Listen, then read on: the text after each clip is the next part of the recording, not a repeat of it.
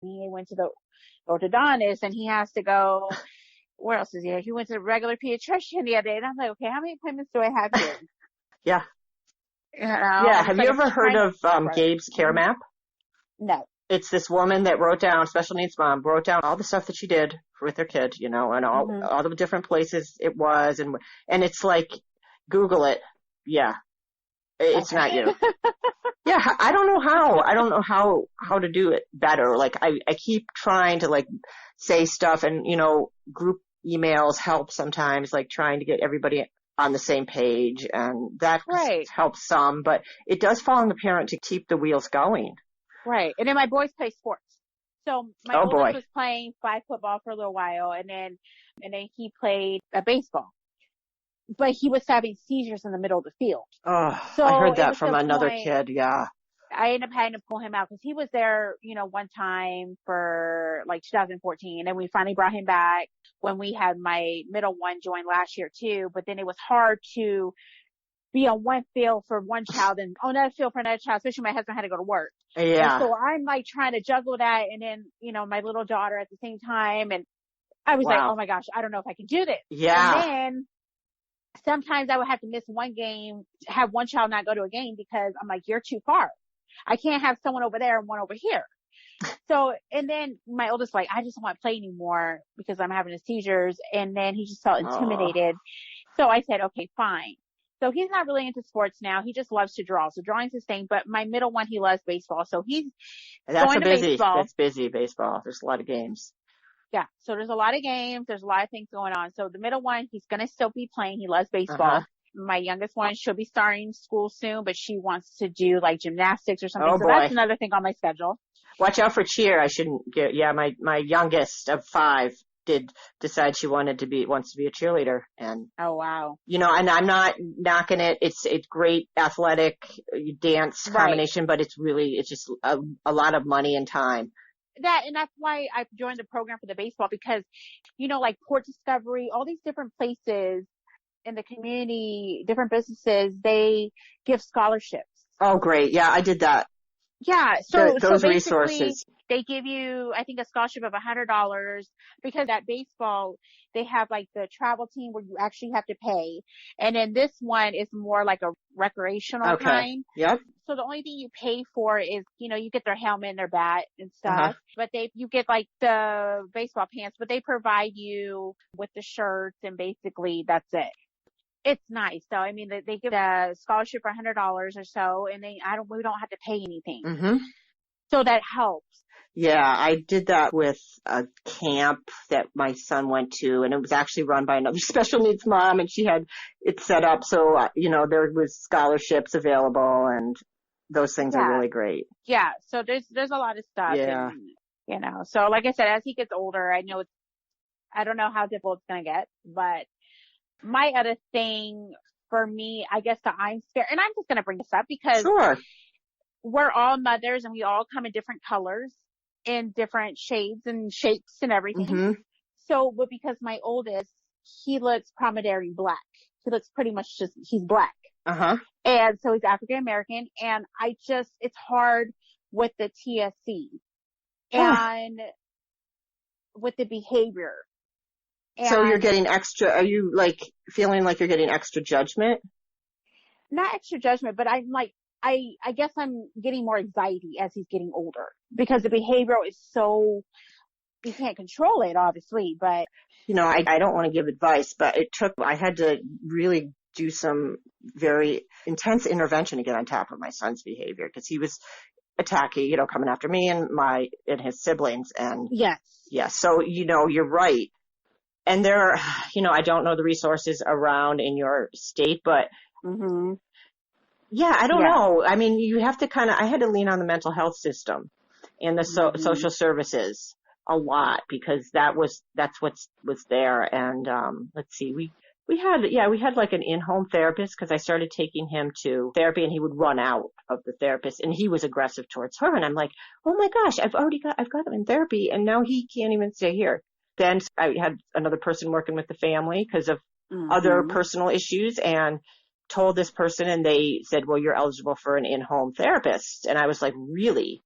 So we got this in-home therapist. So I don't know if that helped some because she was able to see a lot more of what was going on in the home and help us get some more intense help with that. Yeah. They just like, oh, okay, we'll do this, do that, this, no, and nothing really works with him. It's, Yeah, MedSum have helped some, but then there's like the negative aspects of I that. just keep hitting a brick wall. And then, I hear ya.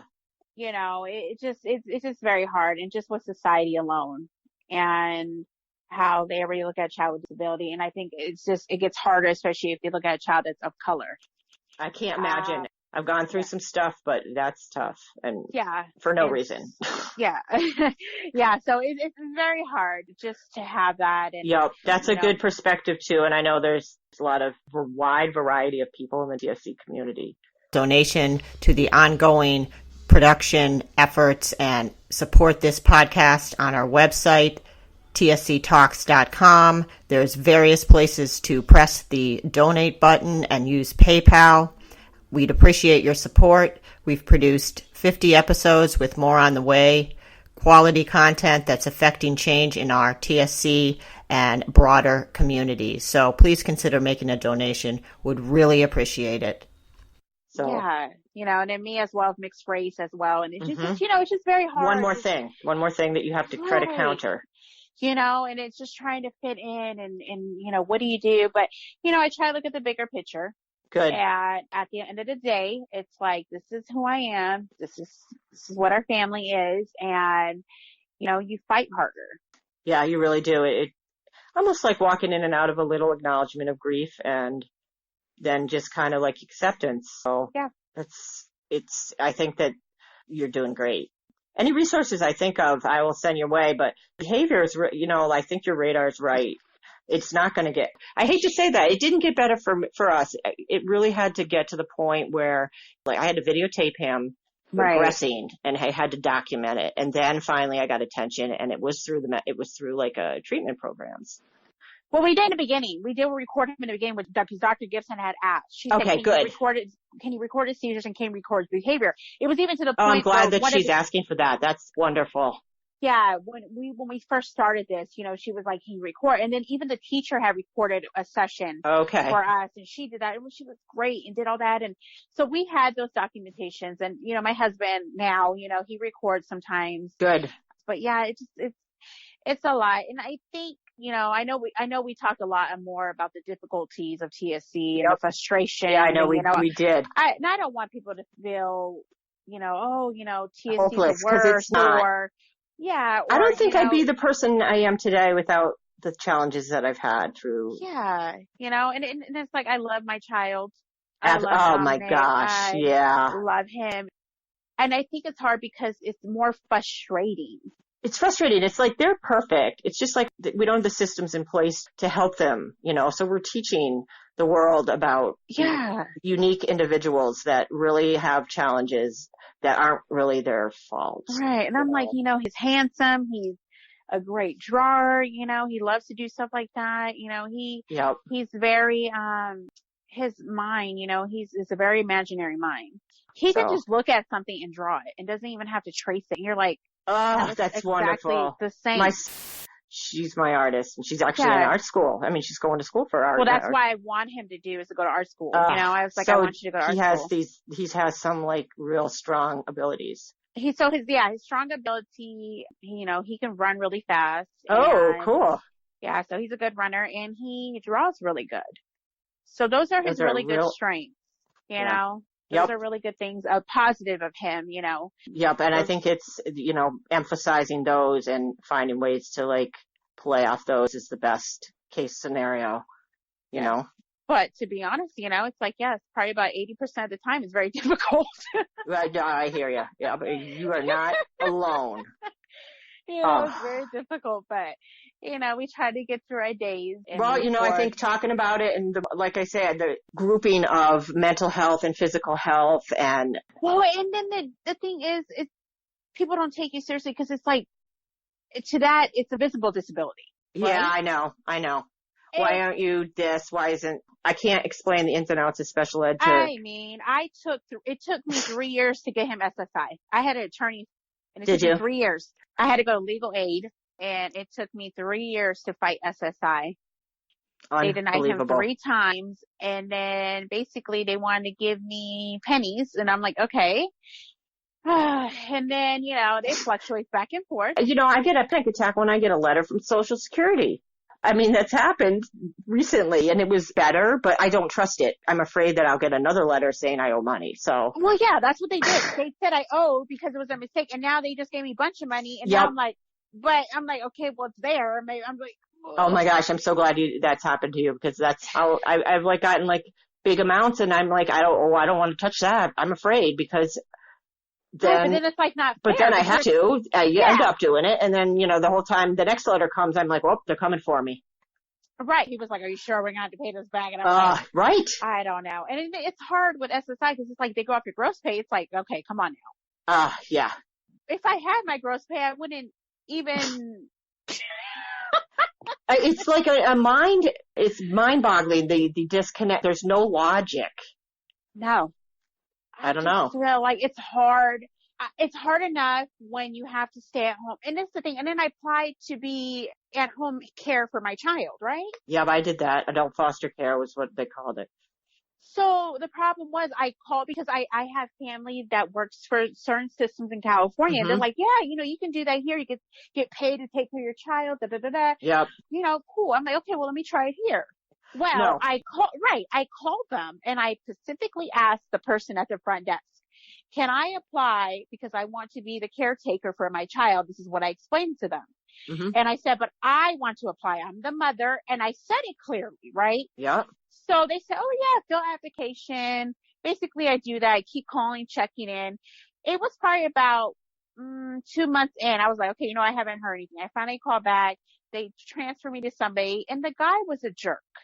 He said, why would you apply to be a caretaker? He's like, like that. That's your job as a mother. I said, excuse me? Yeah, that's where you pull out your Gabe's Care map and start showing what you do. I said, first of all, I know what my job is. And I said, and I'm a mother. I said, and don't you ever tell me what my job is.